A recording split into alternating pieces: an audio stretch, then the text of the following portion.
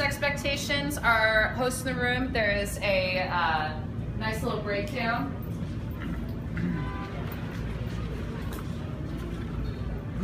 That's on page 7.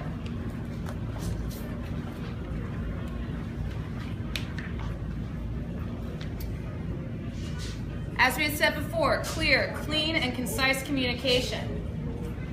You're expected to coordinate reservations with walk-in guests. Possess clear trajectory and plan for the shift based on reservations. Monitor seating and volume trends via dining room stats and cover counts when appropriate, and we'll be able to go through when that matters and when it doesn't. Complete bathroom checks every 30 minutes maximum. 30 minutes is a really long time. Everything in this restaurant speaks to who we are and what we do, including our bathrooms and the state of bathrooms. Our host will be maintaining it. It's as simple as keeping hand paper towels in stock, switching out any toilet paper that's there, picking up any towels that are on the ground, maybe wiping the sink off, or getting soap for it. We never want a guest to notify us of something that we're out of. That is something for you to maintain. We're in a great position because we have a men's room and a women's room, and the women can't go in the men's room and the men's can't go in the women's room. So now both bathrooms can get the respect that they deserve. Okay? But don't worry, I've also done bathroom checks. It's actually not gross. Just saying.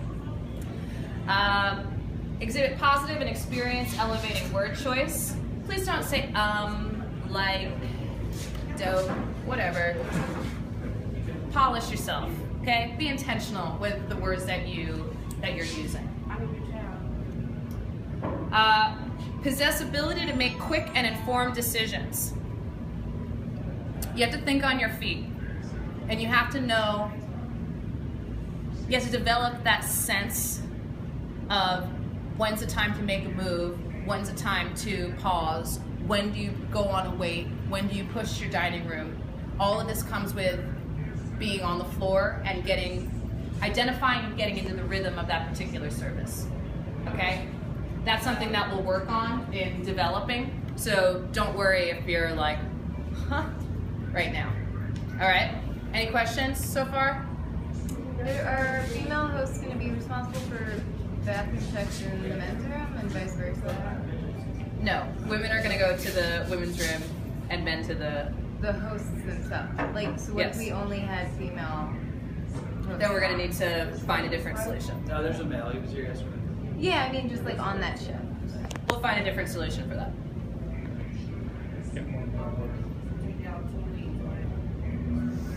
Any other questions so far? Okay. Act as a communication hub by swiftly identifying and addressing needs. That comes from paying attention. You have to pay attention to what's going on. Every shift is different, and they're alive, and you have to be ready, and you have to be assessing them. Also, what worked yesterday might not work today, and you have to be ready for that as well. Deliver necessary information to all points of contact in a positive and hospitality-driven manner. We're gonna have, so any PPXs or VIPs, not very intoxicated people, but our VIPs, we refer to an open table as PPX.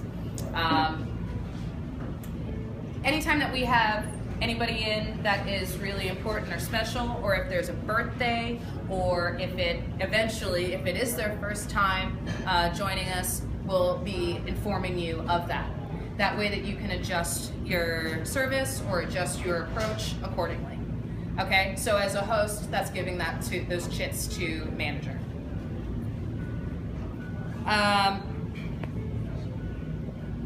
Exhibit follow-through and the ability to ensure that all interconnected and host-related tasks have been completed by your team. Follow-through is very important. And a lot of this business is, being autonomous. You're on your own. And you have a plan and how we do certain things. But you need to follow through. If you say you're going to do something, do it. If someone asks you to do something, do it. Don't say you did and don't. Really do it. Follow through. It's important. You need to work side by side with your team and your host team and managers.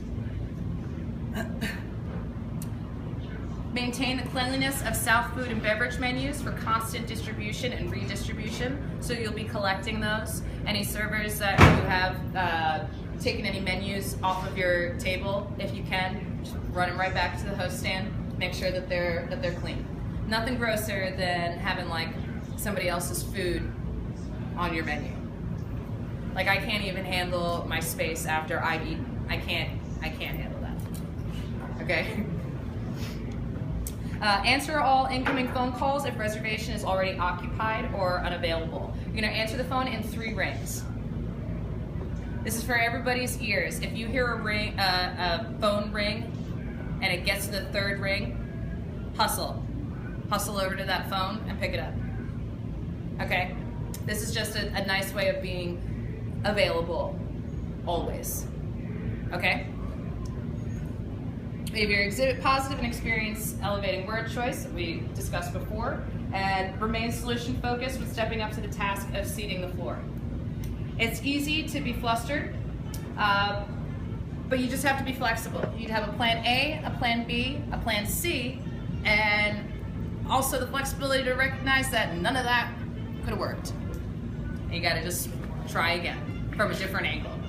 But that's what is challenging, but also what's really cool is that you can figure out those moments and really nail them. All right, we already went over 5-foot rule. Can somebody from service just put out what 5-foot rule is? There's some people who were not here. Good. When there's someone in your 5-foot distance, you just greet them, you acknowledge them. And if there's anything on the floor around you, you pick it up, basically. Did you hear that? Could you take that again, just a little louder? So, the 5-foot rule is when anyone in 5 feet of your distance is around you, you acknowledge them with a smile, with a gesture, and moving on the floor that you may see that someone who's finished. Just make people feel, very good job. Making people feel welcome and comfortable and a reliable environment. There's also our hierarchy that we went over. Basically, hosts, when you are with a guest, you have the right of way. Always. Okay? That's important when you are walking guests to a table. Don't run in front of them. Really take them with you. Have that seat be part of the experience. Talk to them. Ask them how they are. Tell them about the bottle tree. Talk about the pickling. Have a conversation with people. Really draw them out. That's part of that walk. Well, on top we have unescorted guests. Below, escorted guest by you. Okay. Then employee with food and drinks on the way to the guest. Somebody coming back from the guest. And then at the bottom is an employee with empty hands. So if you don't have a guest, you don't go first. You will go last. Okay? All right, any questions on 5-foot rule? Awesome.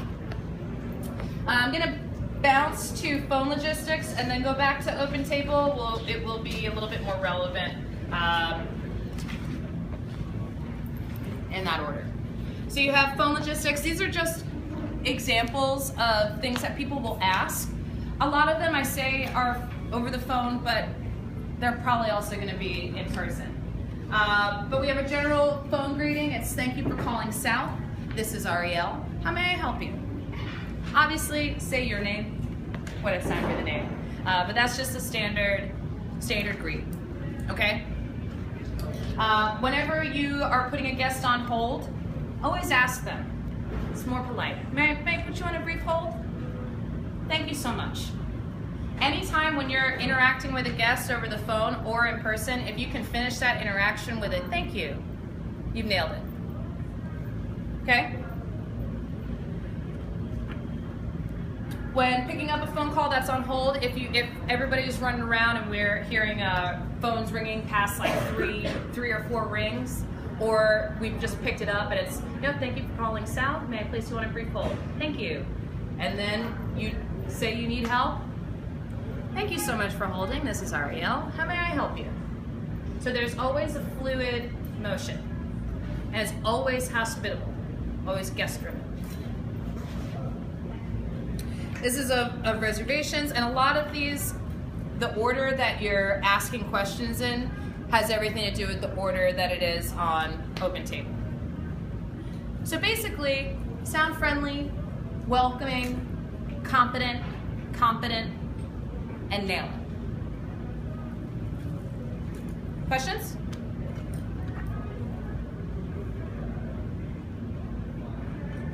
No? All right, cool. The other section in the host guide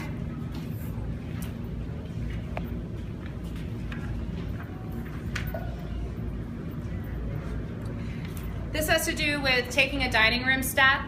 So that also goes back to that cycle of service that we talked about. I can't get a statistic of the dining room or what's happening in real time if I don't know what's going on at your table. Okay? So it's just, it all reinforces itself. So we'll have dining room stats where you say when somebody's on entree, when somebody is on dessert, when they're cleared, when they have their check, when it's open and not set, versus when it's open and set. Those are the big ones because they all imply some type of movement, okay? That implies the next step of that meal. So if I'm looking at a table that is on dessert, if I have two tops, one table is on dessert and one table is on appetizer. I can't say that my wait is an hour and a half because I see that I have a table on dessert and that's probably going to be 20, 25 minutes. So they indicate a different stage of the meal. So it's important to have your correct mise and crumb appropriately and correctly because it's also a way that you're communicating with our host team. Okay? The wait list. We have a really awesome feature of our OpenTable that we can text message our guests once the table is ready. That saves so much time because before you pick up the phone, they don't know your number. So you're getting ringed at for like 8 to 9 rings. Then you're leaving a message and you hang up and then they have to call back to either confirm or say we've made another decision. This way, bing bang. Your table is now ready. Please confirm. Yes, be right there. Or no. And you keep it moving. And it's personal, it's kind of cool. So for the wait list, you want to accurately track our guest seating preferences. Where do they want to go? What kind of thing do they want to have? Is it a birthday or any other type of special occasion? Manage and monitor wait times in real time. Like we had said before, dining room stats really give us a nice indication of the movement over the flow of that evening and the timing that it takes. But you just want to make sure that quoted times are also being met. And if they're not, what do we need to do to get there? Accurately record detailed guest descriptions. He has a blue shirt. He has hair. He's got a coat on.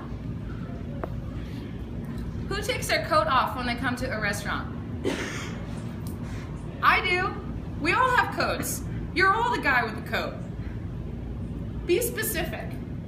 Be like really nail it.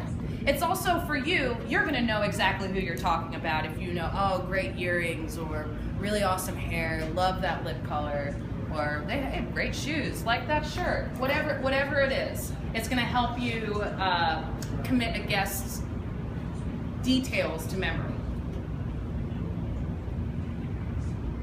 So you want to accurately estimate and communicate wait times.